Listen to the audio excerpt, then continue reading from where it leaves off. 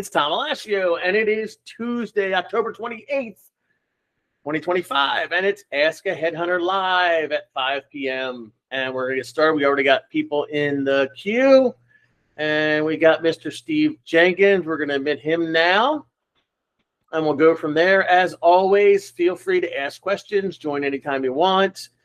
Feel free to call in. Feel free to join the link right here and ask away. Mr. Jenkins, how are you today? I'm good. How are you doing?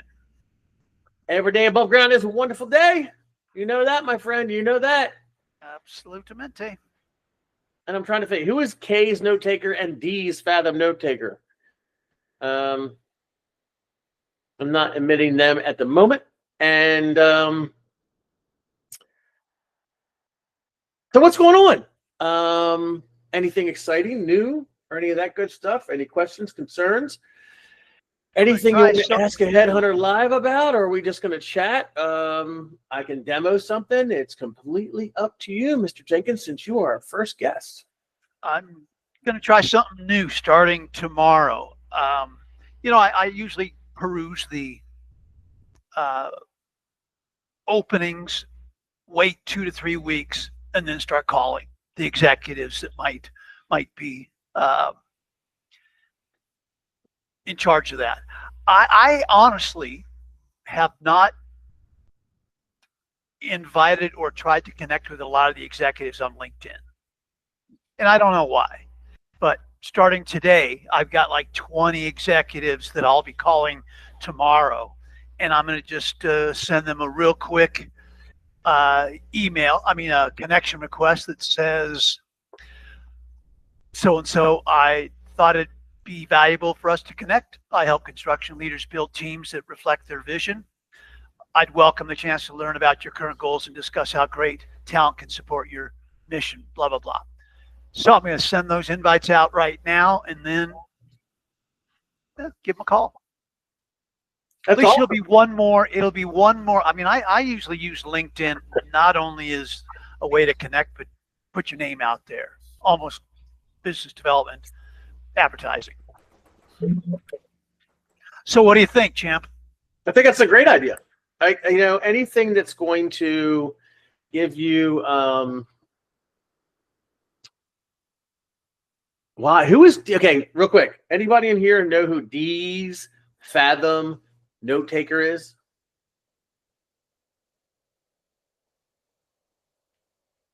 Because he keeps I've denied admitting him twice. And I don't know. I don't want note takers on this unless the person's going to join.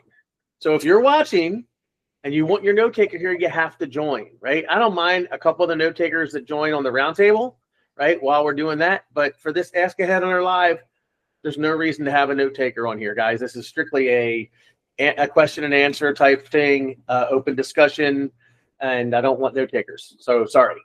So Steve, no, I think that's a good idea, right? And the reason I think that's a good idea, and I've said this before, is they're going to see your name when you send that connection request, right? And you're being very open and honest. I want an opportunity to earn your business. What do I got to do to do it? Kind of thing, right? I think that's a great idea. I do. Yeah. Normally, I've just been sending LinkedIn connection requests to everybody except the executive level. Okay. Ernie, how you doing? I'm doing good. How you doing? Good. Hey, how is Chicago nowadays? I mean, just between us women. It's getting a little chilly now, but yeah. This morning when I got back from my bike ride, it was 31 or 32 degrees. Yeah, no, it's getting down there. You know, it's a coming. Yeah, the leaves are falling, so we got to go blow the leaves. Put the blankets on the horses tonight. Yes. It's going to be Mr. Squara. Why so silent today? Yeah, something I said. So I'm excited. Nick Bueno, he just signed up for. I just got a message from the CEO of Jarvie. He signed up for Jarvie, so I can't wait. Oh.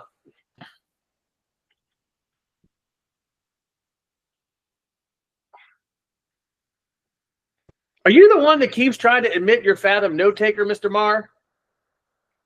Because I get D's Fathom note taker has wanted to join this conversation a dozen damn times. I keep denying it, and you keep join. What's going on?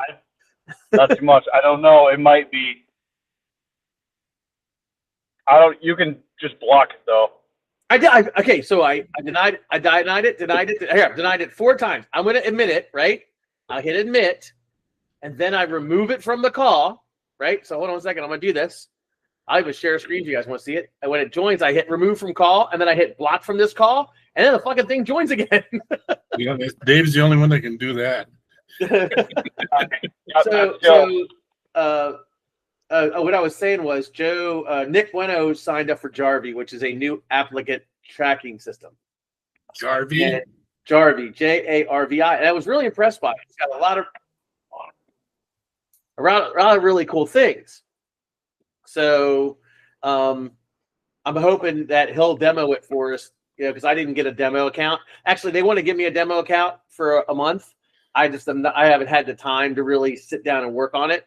But maybe I'll get a demo account for November. Maybe November we can start with the new year coming and all that. Maybe it'll be a month of applicant tracking systems or something. I don't know. There's a bunch of new ones. Maybe I'll ask Recruiter Flow to give me a demo. I'll ask Jarvie to give us a demo. I'll ask Stardex to give us a demo, and I'll ask Spot to give us a demo. Well, when you do a demo like that, I mean, usually you got to have some meat in that. And you gotta have some people in the ATS. Oh, that'd be easy. I could easily just grab a seat. I can go into Sales QL, grab 100 people, throw them in there really quick, spread them across some jobs. Right? That's easy. I mean, sandboxing is not a problem at all. Yeah, no. I'm going to stab your Fathom note taker.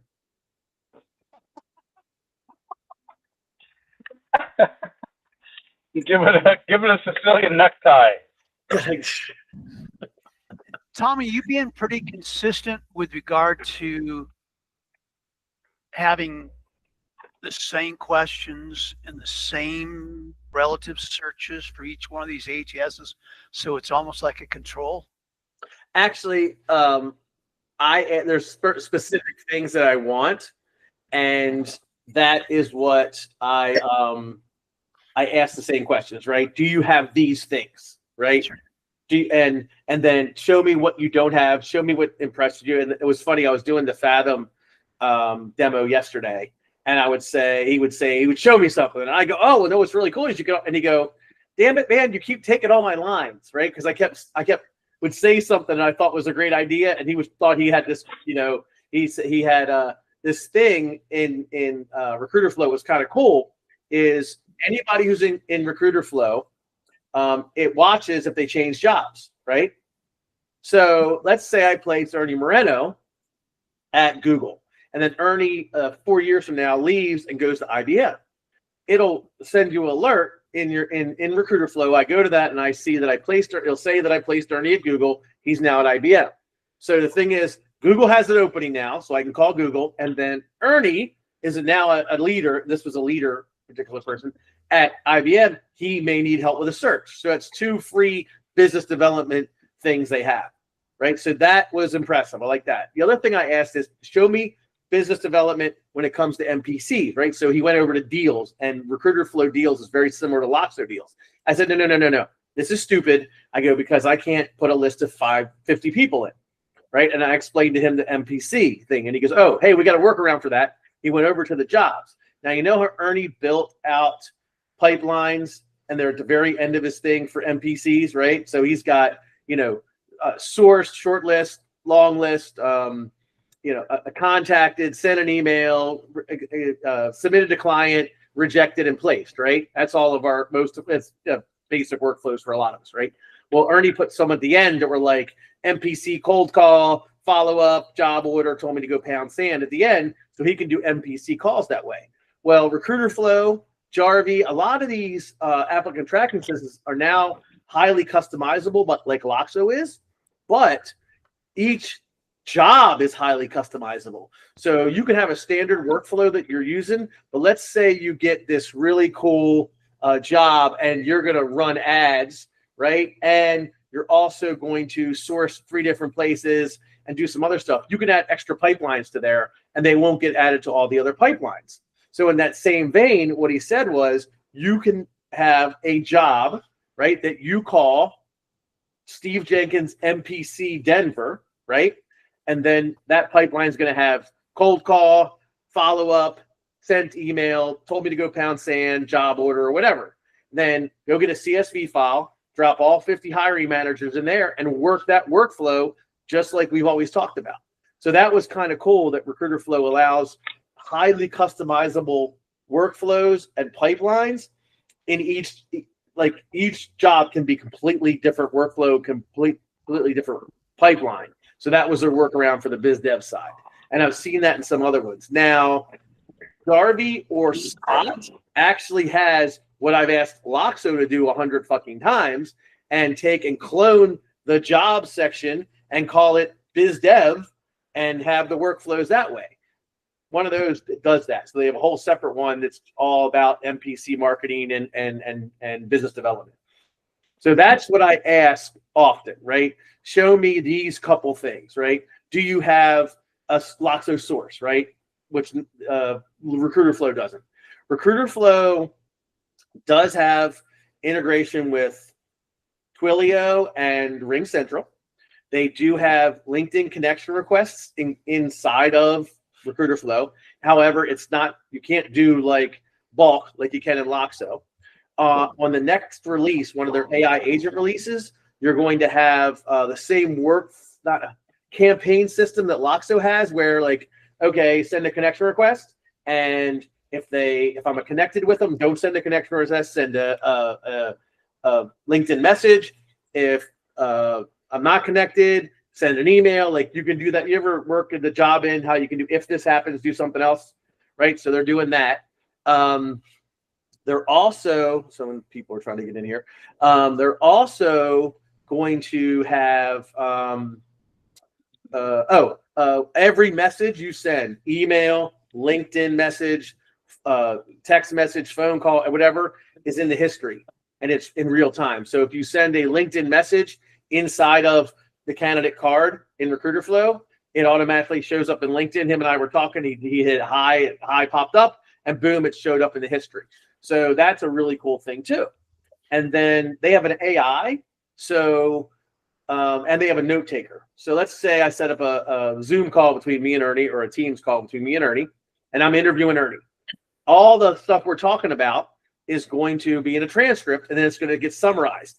Then you click the AI on that summary, and it takes everything from that interview of me and Ernie and puts it into Ernie's card. How much money he's making, his skills, his software, his title, all that stuff gets populated inside of his card, right? So you don't have to copy and paste the summary if you're doing that stuff. So I thought that was kind of cool too. And like Loxo, where you can send a link to a form, right, and fill the form out, and it populates the candidate card. You know what I'm talking about, right? Well, in Recruiter Flow, you actually send a link to the candidate card, and the candidate can fill it out. So yeah, there were some really cool things in Recruiter Flow. Now, for all that was going to run me about $279, $280 a month for all that. But I could have you get 250 Connect credits. You get unlimited AI credits for everything else. And then that was including the cost of Twilio and Ring Central. If I included that, it was going to run me about that. But I can get rid of Jobin, Loxo, and SalesQL, which is about that same price. When you add them all together. Mm-hmm. Yeah. I will tell you right now, I'm assuming Loxo has a natural language in Loxo source right now. I'm assuming there's going to be a release here in Loxo in the next couple months that's going to have all that stuff that Recruiter Flow's got. I'm assuming that's going to happen. I can't see that Loxo was developing natural language search just for Loxo source. They got to be bolting it on top of, well, bolt-on's the wrong word. They're going to implement it into Loxo itself, because that's what everyone is doing. Atlas, Recruiter Flow, Jarvie, like that is the new thing. You just use natural angle, take all the information, and it populates it where it goes. Like, you'll be able to do a search that says, hey, can you look at my database and find me all the project managers who have a degree in civil engineering and live in Denver? And it'll find them for you. And how close is Loxo to being able to do that? I would think relatively close, right? I think probably the reason why they're a little behind is A, it's Loxo and they want it to be perfect. We'll see. And B, how many users they have, right? So Recruiter Flow's got a decent amount of users. So I'm surprised that the guy on Recruiter Flow said our biggest competition is Loxo. That's what he said. Said our number one competition is Loxo. So maybe there's something I don't. Is Recruiter Flow better than Loxo? Is Recruiter Flow better than Loxo? Or gooder? Doesn't have Loxo source, right? Right. Doesn't have the scheduling. Loxo's new two-way, and this is something that Rosen and I were talking about the other day too, is that oh, sorry, I just got an email. Rosen and I were talking about the other day was all these applicant tracking systems, including Recruiter Flow or whatever, when you go to schedule a meeting in them, you cannot attach any documents to it, right? Like, so that's the one kind of cool thing with Loxo. When you schedule an interview in Loxo or a meeting in Loxo, there is a place for you to attach resumes, job descriptions, whatever, and Recruiter Flow doesn't have that. Atlas doesn't have that at the moment. So if that's important to you, which for Rosen it was a big thing. For me, I think it is because I like to do that. I like to attach documents. And the two-way sync was really cool as well. The Loxo Chrome extension versus the Recruiter Flow, probably even, right? I think right now where Recruiter Flow wins out is the AI, right? That's built into what you're doing, and the LinkedIn synchronization like Jobin has. Like, those are two things that are better. But I think Loxo is better at some other stuff. Loxo Source specifically. Like, I actually think Loxo Source is really good, right? And it keeps getting better. The So other thing is just knowing how to use each tool. It's like getting used to the different habits, and you got a certain system, you got a certain way of doing things, and then you got to change it all a little bit. that is probably the single biggest reason why I'm still on Loxo. The fact that I think it is a good applicant track system is it like impossible to switch. 50,000 candidates with all those resumes and notes and activities and calls and yada, yada, yada is a lot to move. But it's funny. I got a message doing the Loxo demo now, and this guy is an idiot. So Green has no idea what he's doing. Really just wants to talk about, I just want to talk about Indeed and ZipRecruiter integration, and he has no clue about it. So somebody I recommended Loxo to is doing a demo today, and the demo guy is completely lost, right? So that's a bad thing, right? Like, that's a bad thing that Loxo's demo guy can't articulate the, and I was able to articulate as best as I could. And I don't know a lot other than how ZipRecruiter works. I don't know how Indeed works. And he had some questions about Indeed that I couldn't answer. But this guy that he's got here is supposed to be their demo guy. Has no idea. But And I would equate that with what they pay their guys, because also because mainly they're the bottom of the pool. You but know, also that's the first job they give them. they need to have demo people that are demoing it for temporary and contract staffing firms. Then they have to demo it, a demo guy who demos it for the talent acquisition in-house people, right? And then they need a demo guy that demos it for guys like us, right? They need to think about that, right? So when someone's going to sign up and they say, okay, what company you're with, what are you looking to do? Oh, well, this is XYZ staffing. We do contract staffing and temp to perm, right? Okay, we'll have Steve and Joe are those guys, right? And some guy says, oh, well, we're a small boutique executive search firm. We only do permanent placement. Oh, well, Tom and Ernie do that, right? And then someone calls them, well, we're a big company, right? We're looking for in-house. We have 7 talent acquisition people, all right? We're going to be sourcing candidates. Oh, we'll have David and Azufa do that, right? That's how they should have that set up. This guy, right, if he does it, like, they should have asked this guy that I told to do the demo, what specifically he was looking for and what he's doing, and then find a demo guy that can do that. To have some guy that green on is a really piss poor way of scheduling demos. Right? It just doesn't make sense. No, but they separate out the demo guy with the salesperson. And the demo guy should be able to sell the product and get them on board and get credit for that. You know, kind of making it part of that. Yeah. I agree with you. Like, there has to be a better way. Because you look at even in a lot of these, the customer service portion of it. That's another one. That's after you bought it, then you get your customer service. But yet at the same time, we talked to some of those guys, and there's two things that bug me about it. One is they don't know what the hell I'm talking about sometimes. And number two is you can't guarantee that you'll get the same salesperson unless you know how to play the system and ask for a certain person. But if you have an X problem, then they'll ask you, you know, you'll go through it and it'll take time, and they'll say, well, we'll try to fix it. You'll follow up and say, hey, what's happening? And they'll say, well, and then another customer service person's there and says, can you re-explain that to me? And then you go, well, what the hell? You know, is there no notes? So that's why when you do that, you need to ask for that certain person all the time. That way you don't have to reinvent the wheel every time, because now they're saying, can you make a screenshot of that or do a video of it?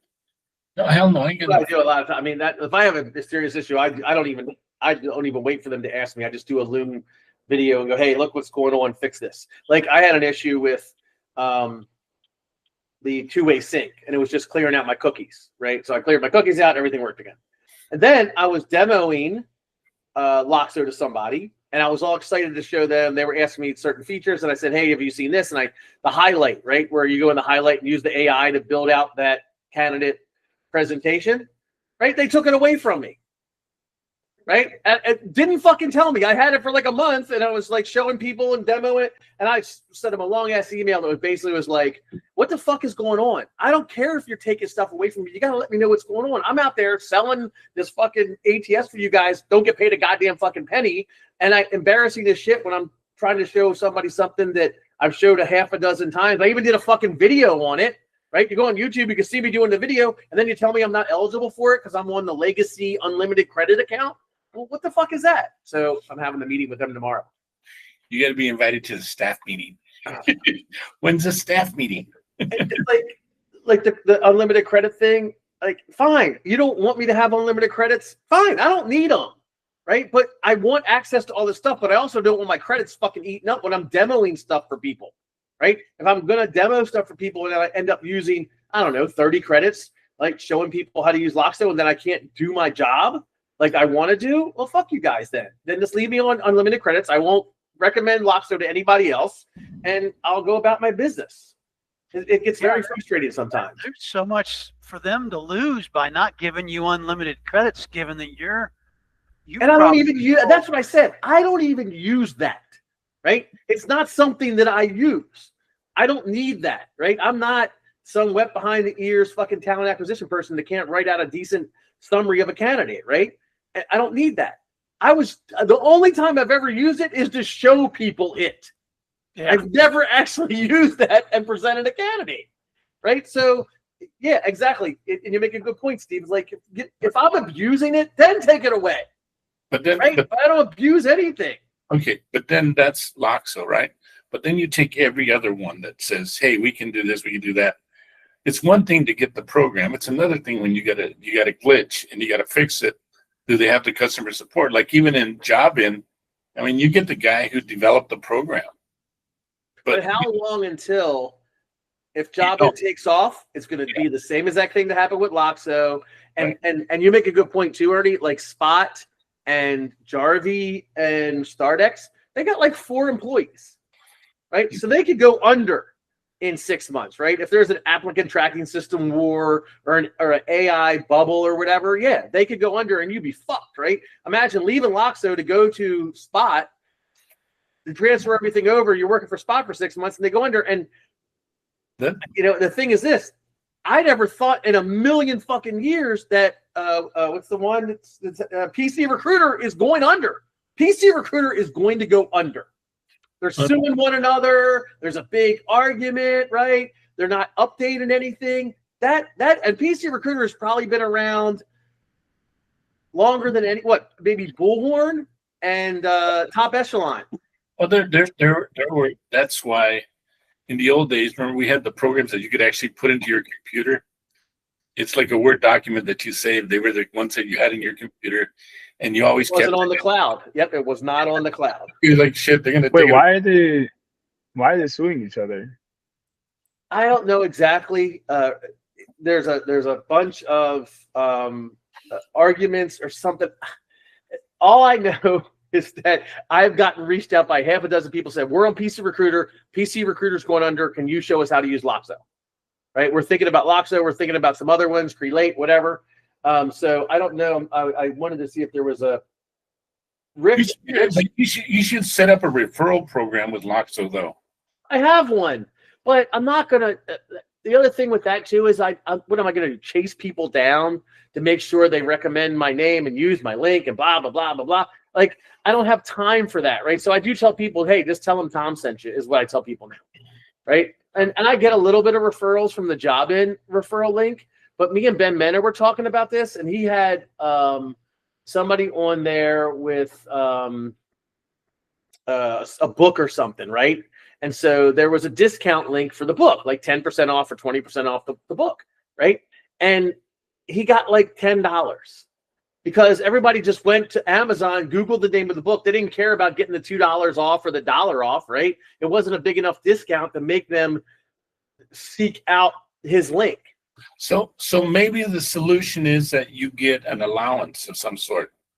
Like if I keep promoting your program, give me $100, $200, $250, a month or whatever, and put me on kind of a independent contractor status until you think I don't. Like you don't want. Sometimes you didn't want to be embedded in that company for 6 months. I don't want that headache, right? Like I don't want to have to. I'm going to do it in your name. I'm going to get the money. But hold on 1 second. I got to send a message. There's no real easy way to handle that, because let's say that you give Loxo a list of everybody you've spoken to and tried to sell Loxo to them. And that would only depend on how much they give you. Well, then Loxo goes after them themselves. How much can they afford to give me, right? And then no matter the more they give me, the more I'm going to be a slave to them, right? Hey Tom, you got to do another demo. Hey Tom, you got to help with this. No, I don't want that headache. No. You can do it that way. Just if it happens, like with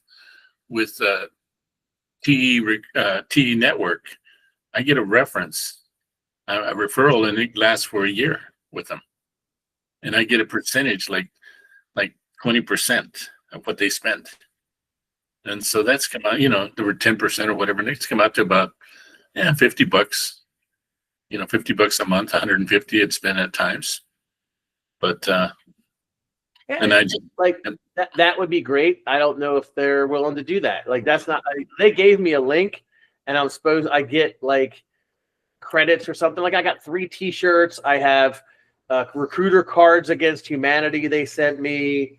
They sent me a big thing of candy and stuff. Like, it's like, and again, that stuff I don't even fucking care about. They're not doing their like affiliate program right. Like it should just be a percentage of whatever the person's paying per month. That's how most of the time it's done.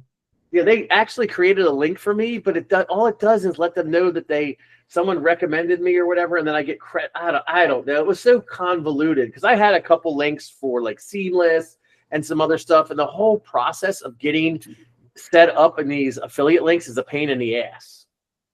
Yeah, because I can tell you with Top Echelon, I've made this year $1,000, $1,500.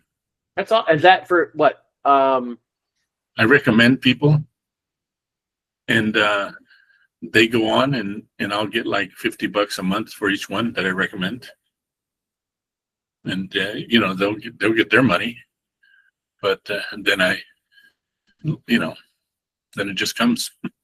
Then I hit a button, it goes into my bank account. They just have to mention that I'm the one that referred them, or I will say, hey, Billy Joe, I referred him. And is this for the ATS or for joining the network? Oh, okay. The network. But they also have a vice president that's in charge of it too. So that's kind of nifty. And I've talked to him. And yeah, I have no idea I made this much. I've made almost $1,200 from jobbing. Yeah. That kind of money comes in handy, pays for I have no idea. And they just throw it into my PayPal account and it gets eaten up from other bills that I have attached to my PayPal. So I don't even see it. I get like an email, hey, you get this, right? So I get a payout on November 28th for $95. I get a payout on December 28th for $390. Yeah. Well, how's that compare with what Loxo has paid you? I don't get cash at all from Loxo, at all, right? So Loxo gives me. Where's my Loxo link? They sent me a link. Where's that? I mean, Jobin's doing a real nice. I mean, the amount of money that someone spends on Jobin is far less than one would spend on Loxo. Yeah, I get like 50% of their first sign-up fee or something. I think that's what it is. I can't even remember. I get 100% of the first month's revenue and 20% of the first year's revenue. Yeah, I mean that's pretty cool. Wow, that is really good. That's nice. But it's also an opportunity when you're talking. And because I've gotten 2 customers a month since it started, I get 5% lifetime bonus of all the subscriptions. And if I get 3 customers a month, I get 10% of everything. I had no idea it was this good. I had no clue. They just sent me a link and I just tell people, hey, and if they forget to get a link and someone says to me, hey, Tom, I signed up for jobbing because of you, I can say, hey, by the way, Hazufa, you're having the demo with, I referred him. And they say, okay, no problem. And boom, they put it down. That's the same way with Top Yeah. and their network. That's nice. That's nice. When you think about it. But I mean, that's what somebody like Loxo should do, or somebody like Relate should do. But Okay. So my affiliate link is, let's see. I had this meeting with this was a year ago. Partnership program, blah, blah, blah, blah. What specifically you're looking for? Okay, yeah. So he says, we don't have any links. But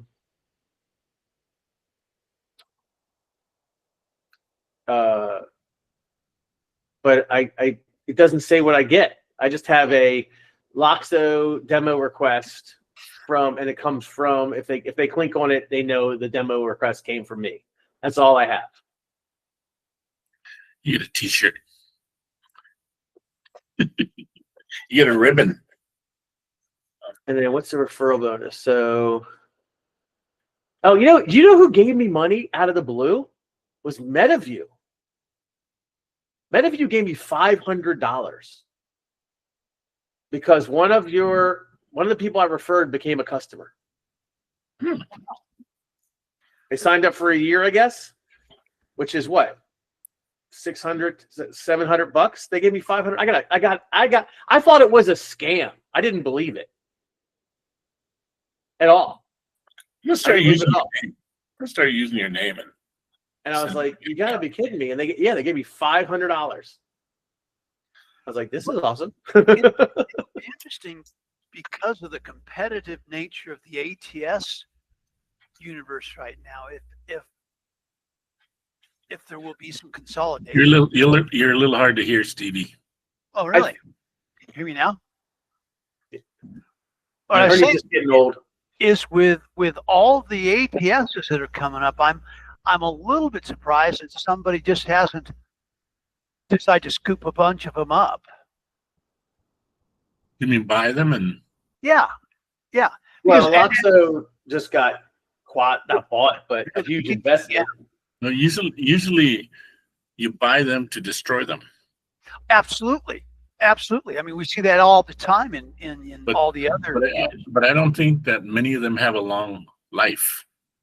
Oh, I totally agree. It's really easy to make an ATS. A lot of them don't really provide that much value. Well, and I think you bring up a very good point. How do you pronounce your name? Huzaifa. Huzaifa. Okay. Huzaifa, I think you bring up a very good point that you can do an ATS, but all the other things that go into having an effective relational database is where I think a lot of these people would be better off selling their system to a bigger entity, because at a certain point they can't help us out. You make a very good point, Steve. Buy like Stardex, Jarvie, and Spot have been around for less than 6 months. They could be pains in your asses. Fucking go buy them and make those guys sign 3-year NDAs or 3-year non-competes or whatever. Right? Giving those guys $100,000, $200,000 or whatever it is each is, if they, that way you don't lose that in customers. I mean, I don't know. Maybe I'm no businessman when it comes to shit like that, but Huzaifa makes a really good point, is that the basics of an applicant tracking system is not that hard, But right? From what I understand, the basic of the dashboard, right? The job section, the candidate section, the calendar section, right? Me and Kale built a Chrome extension using Replit in like 30 minutes, right? So if we could build a Chrome extension that quickly, and we're dumbasses, and I was using Replit to do it, if you have a halfway decent coding skills, I'm assuming you could probably build a basic applicant tracking system inside of a couple weeks and then build it out from there, right? So he makes a good point. Nowadays, probably like a day. You start adding the AI stuff into it, and then the stuff that I see coming out of Clay, right? You can use your API keys for ChatGPT and for Claude and for Gemini and for DeepSeek. Like, some of the stuff that I've seen happen in Clay is friggin' amazing, right? And it's all AI based. It's all just ChatGPT and a prompt telling you to do X, Y, and Z. You incorporate that, right? Look at the Cluey. I'm using Cluey right now, right? Am I using Cluey? Yeah, I'm using Cluey. I can build prompts inside of Cluey that will listen to this conversation and then extract the information that I want and respond back with certain things. That's that same thing that Recruiter Flow is doing with the conversation, right? It's pulling out the important stuff that a recruiter might want, at qualifications, software, education, money, and then populating it into the applicant tracking system. And that's basically a Clay workflow, right? Or not even a Clay, a Make or N8N, right? When you start incorporating N8N and Make and Clay and some of this other stuff out there, yeah, I could see how an applicant tracking system could, and maybe that's why they're all popping up. Well, you got a better idea than the other. You all have heard of like this guy named James Caan, Caan. He buys up recruiting firms all the time, and he's like he's the guy that some of these podcasters say, and if you're interested in selling your recruiting firm, talk to James Caan. Really? Yeah. Look him up. I mean, he's a perm firm. Why would you buy a perm firm? Well, I don't think a lot of them are perm firms. Okay. That's a good point. Most of them are agencies, employment agencies. Would they be buying staffing companies more? Yeah. Because who's going to work? None of my clients are going to work with Steve or Ernie just because I said so. Right? They have no relationship there or nothing. Right? They don't know the industry. What they do is they'll have you stay on board. There's a, you don't leave. You stick around till I make my money. And you have and I get you, and I'll get 3 or 4 other people that'll run it.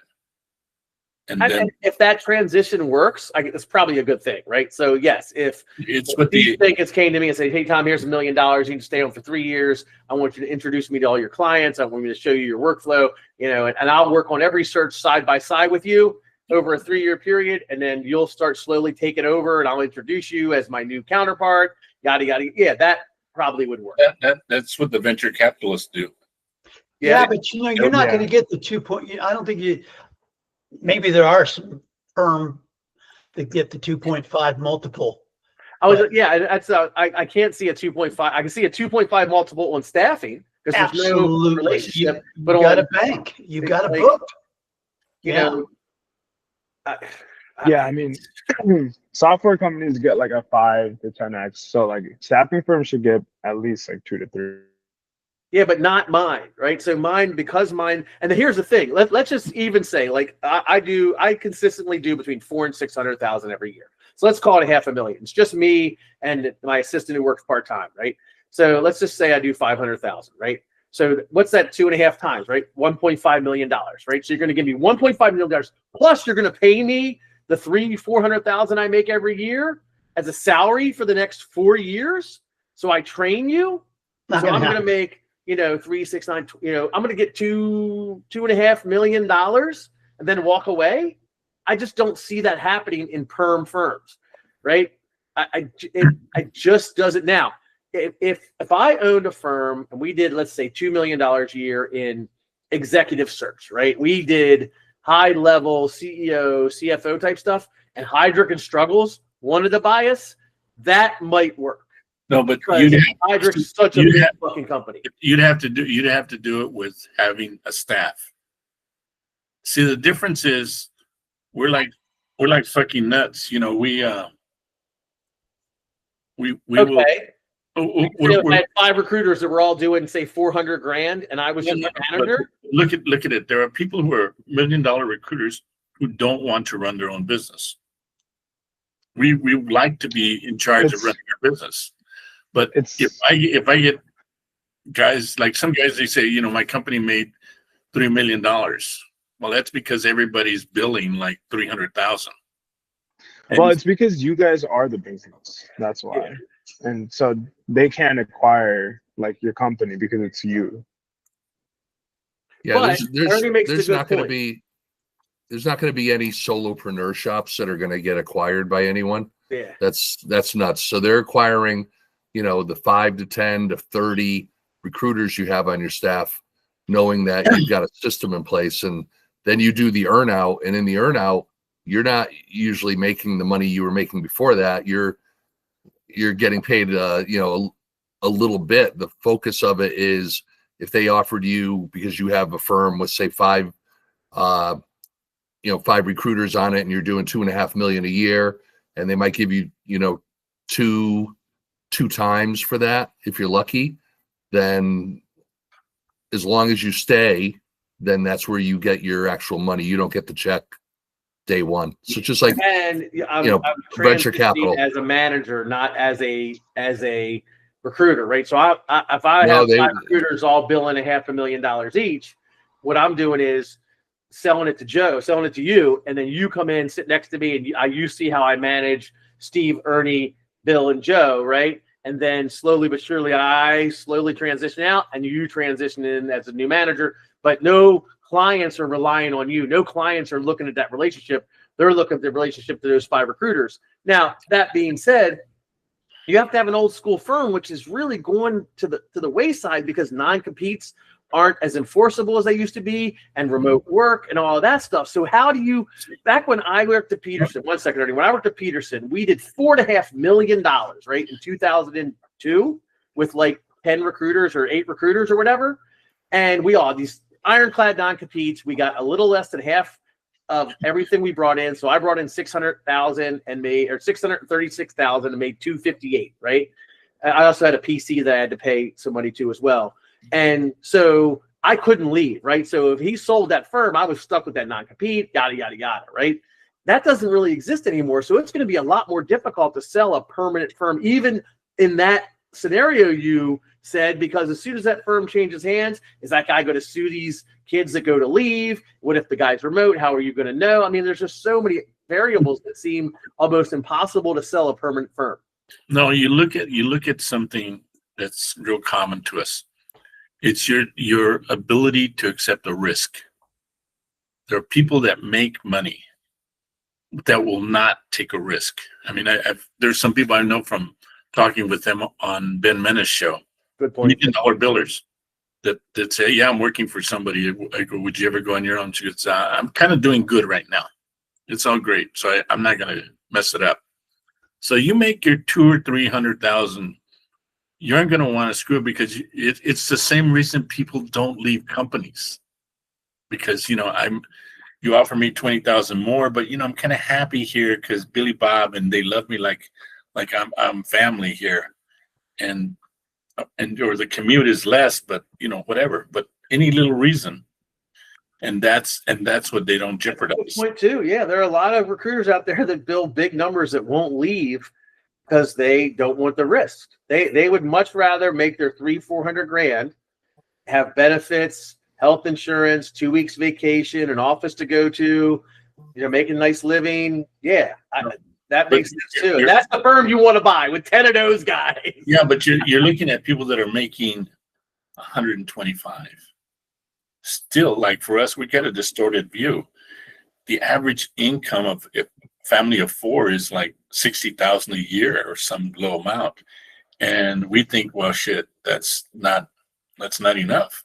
What But that's what the average income is. If you're a big biller, right? If you're billing $500,000 or more, right, working for a firm, and you're only getting half the money, right? You're telling me you couldn't go off on your own, because that's what I wasn't scared. My biggest year was 636. My biggest year, I consistently was a $400,000 to $300,000 biller when I was at Peterson. I consistently a $400,000 biller now, or $300,000 to $400,000 biller now, sometimes 5, right? So, and I'm on my own. I have no help, nothing. It's just me. Like, even if I had the mindset, okay, all I need to do is make 250 grand, right? Because that was the most I ever made at Peterson. Then I would just need to bill $280,000, which I can do in my sleep, right? So if you're a big biller and you can bill 500, 600, 700 grand, and you're only getting half fucking money, if you're getting half, why wouldn't you leave? That one always sits weird with me, because you're that good. I know you can go off on your own, and if you just bill half of what you build, you'll make more money. I think When the a lot more of people- remote, the more remote recruiter is, the more I think they might be apt to go out on their own. Because there is, I remember when I decided that I was going to go out on my own, this fellow had been trying to recruit me for several years. And then he just frankly said to me, Steve, how are you going to deal with the 4 gray walls? But now that so many recruiters are working for companies and they're remote, they don't have that camaraderie. It's not such a huge leap as it used to be. But the other thing is, I remember when I was working with a food company, I was the VP of HR. I got along really great with everybody. There was 2,000 people there. I would look at the cubicle at all the people working like little mice, and I would say, I'm not happy to myself. Why are they happy? What is wrong with me? But the end result was, I didn't go to school to make the Reese family or the Goya family or whoever else rich, because I'm making really their grandchildren rich. Mm-hmm. I didn't go to school for that.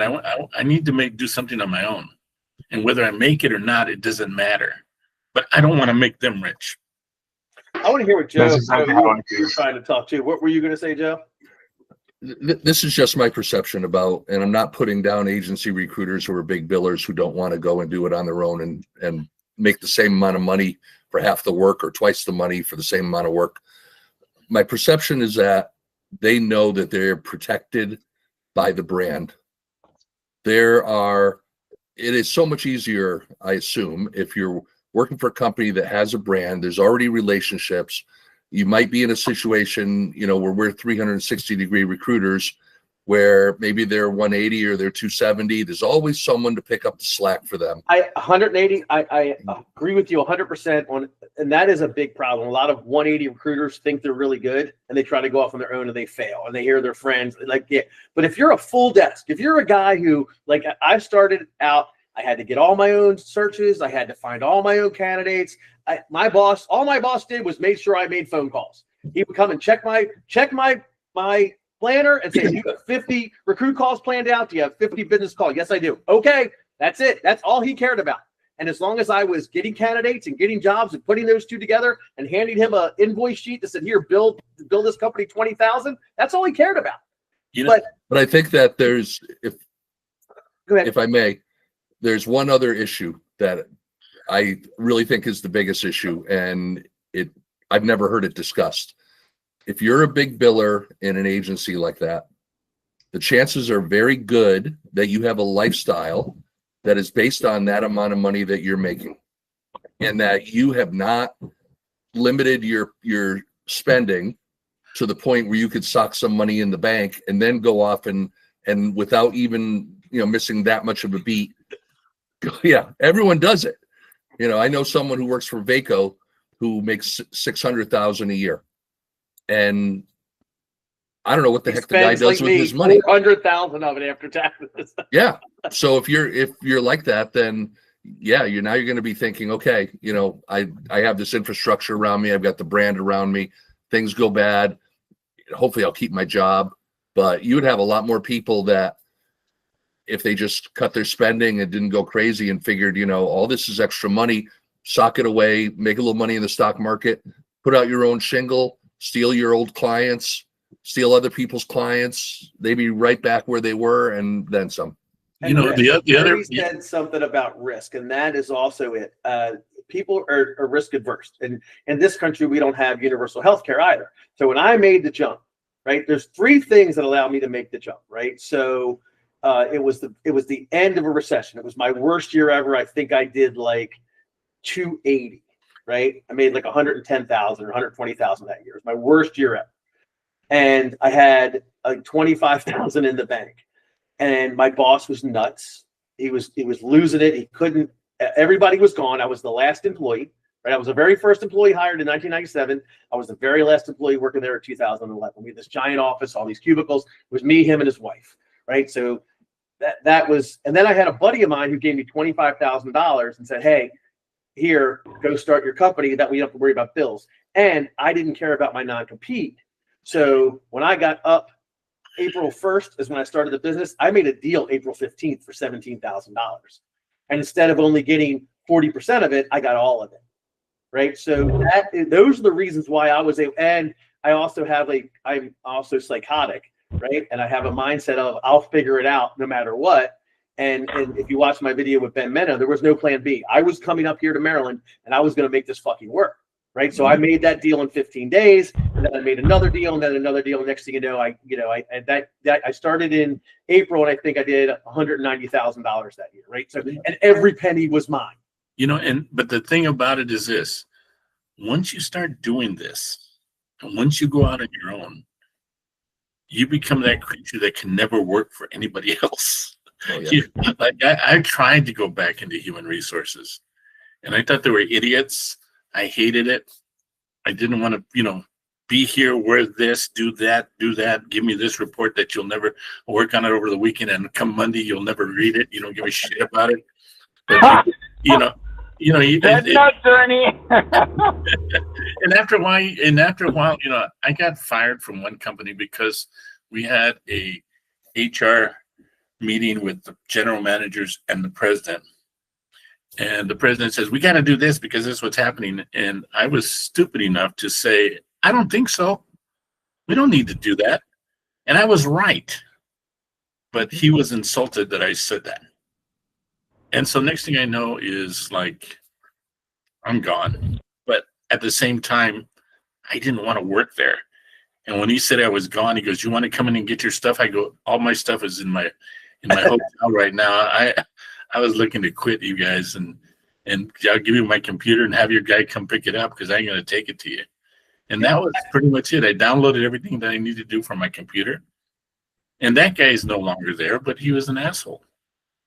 And I haven't worked more than 30 hours in a week since 2011, right? Like I got up today at, 9:30. I played with the puppy. I went out and worked on my son's car to get it started. Got in the shower at 10:45, sat down on my desk at 11.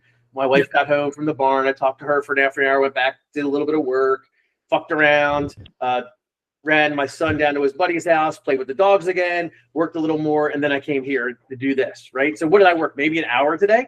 Where else can I do that? Where else can I fucking just fuck off if I want to and make the kind of money we make? I will never be able to work for another human being again in my entire life. I am 56 years old. I'll probably be on this planet for about 20 more years, and I'll never work for anybody else. Why just 20? That's low. I've destroyed my body, both physically and recreationally. So I don't know if I'll make it past 75. I think nobody will know why it's 20 years too. Well, there's no doubt that the permanent side isn't anything like staffing. I mean, I look at staffing almost like dental. I mean, I just went to the dentist this morning who bought the private dentist out. It's too bad we can't do that in the perm side, but it's only in the staffing side. I mean, this guy, I went to the dentist this morning thinking, okay, I'm gonna do a little bit of skunk work in there because I've been going to my old dentist that was bought out for 12 years.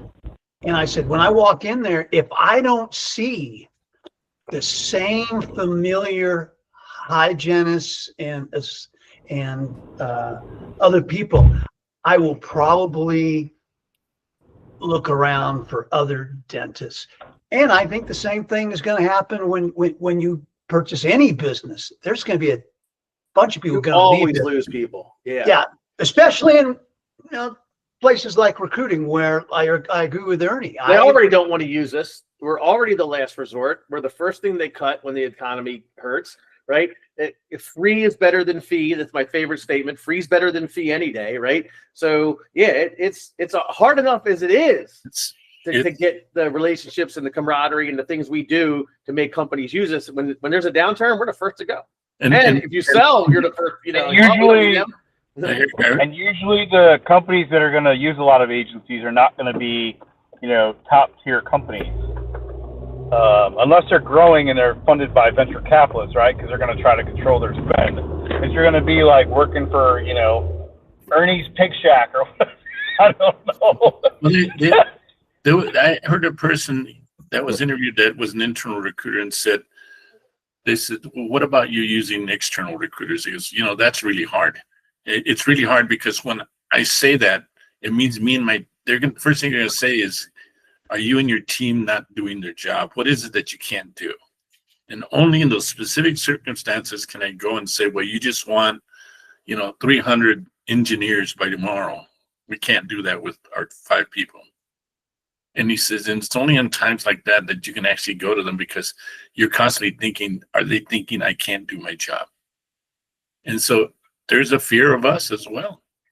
Well, there's also and then they're also pissed off because of what they're making, and then they see the one paycheck we get, and that's what pisses them off. And it's also a lot of the senior leaders, they look at it only from a dollars and cents perspective. They don't look at it from a holistic delivery, and they try to squeeze the top tier talent.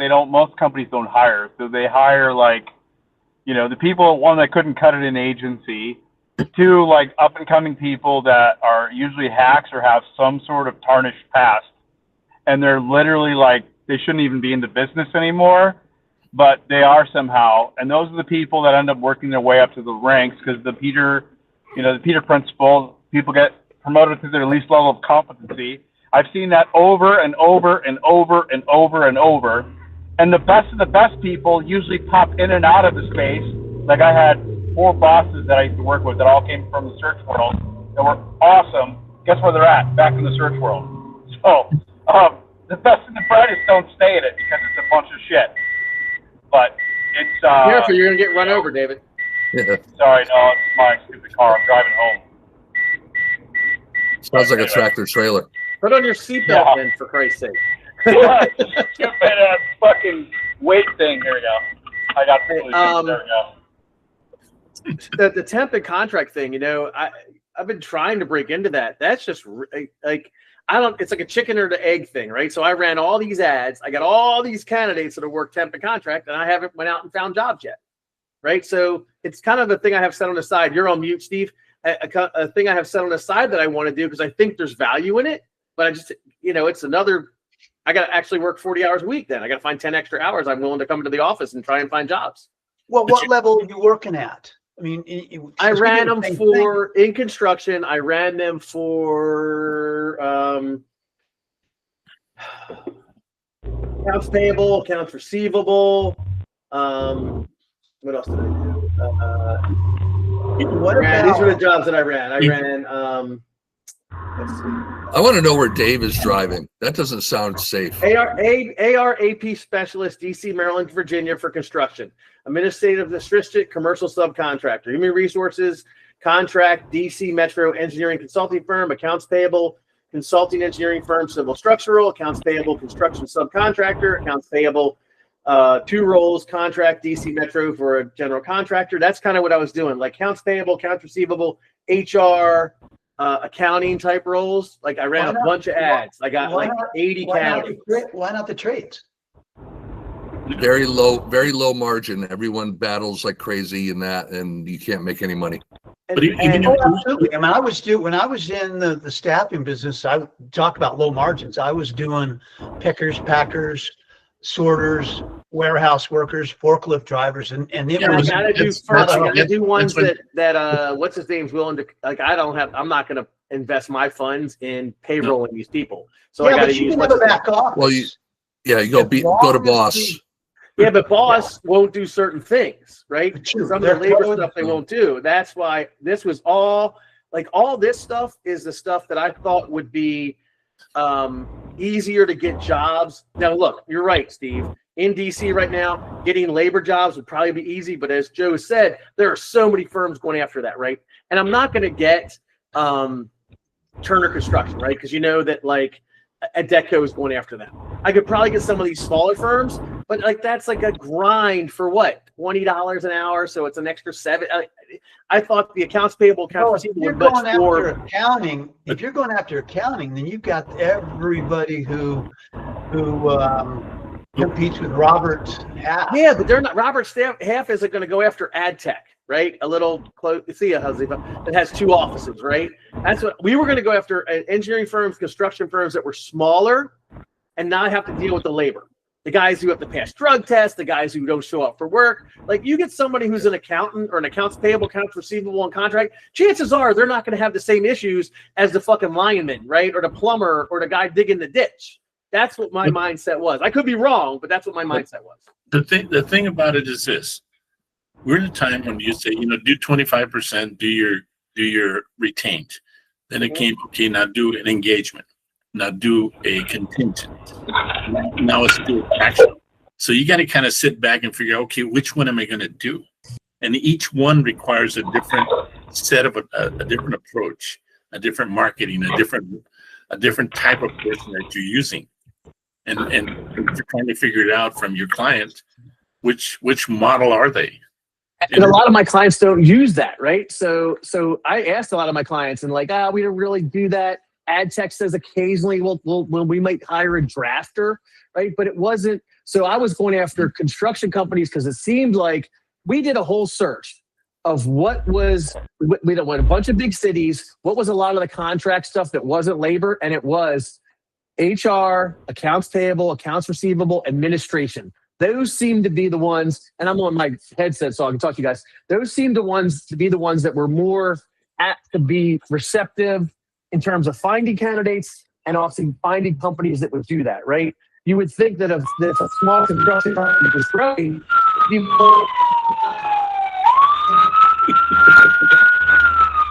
Hey, David, are you on the rough side of Crystal Lake? No, there's an ambulance coming by. No, I think you're probably robbing something. I don't know. Yeah, right. Make a little money on the side there. But no,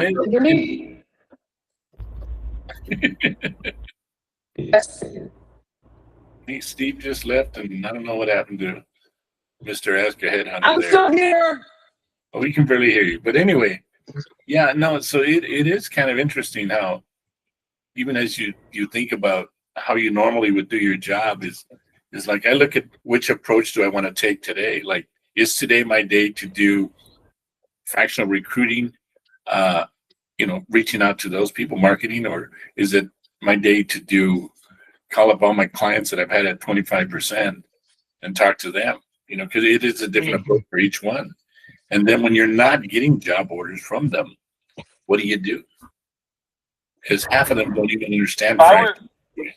If I was going to try to crack, if I did search and I was going to try to crack some staffing stuff, I would probably try to work with my existing client base and see what kind of pain points they have, or like Acres of diamonds. figure out who's got some type of project that they're building out, and focus on that. Except the problem is nowadays that given our economy, everyone is really like kind of nervous about what's going to happen. And you're seeing a lot of like the tariff thing is affecting people, and they're not looking to spend that kind of money. Also, the fact that equity companies are buying, and I had a client I'm talking to today. He says, I have a maintenance position I have to fill, and I have a general manager position I have to fill.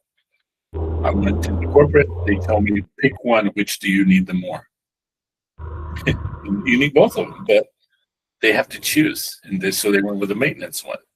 And right now, maintenance people are harder than hell to find. So they got those kind of issues that they don't have the authority to do what they used to do in the past, which was staff your company like we want to make some money, because the equity company is saying we have 3 to 5 years in order to turn this sucker around and sell it and get rid of it, because we don't want to be here in 5 years. And so we tear it apart and sell it piece by piece, or we're going to sell it to another company, another equity firm. I asked the person, I said, so you're in equity, why would another equity buy these? It's because there's basically two types of equity companies. One that likes to maintain a full house of, say, food companies, and there are others that like to just buy them to sell them. So, it's a whole different game now. Every company you're seeing now has got an equity investor, and what they do with that is they end up, the guy goes in there thinking, I'm going to get a loan, work with my company, and little by little they take over. And pretty soon they have nothing. And I've seen that in a couple of food companies where the owner's just pissed because he's lost his company. Well, on that, Ernie, we are going to stop the streaming, and we're going to do our double secret probation like we do on Fridays. For everybody who's watching, thanks for stopping by. We really appreciate it. We do this every Tuesday at 5 p.m. We do the Recruiter Roundtable every Friday at 12:30. So please stop by there. You can check us out on the recruiterroundtable.com, on Facebook at the Recruiter Roundtable, or on LinkedIn at the Recruiter Roundtable. Until then, keep smiling and dialing. We'll see you on Friday. Go Dodgers. Joe is it? I'll leave this up, and I'll probably join from my phone.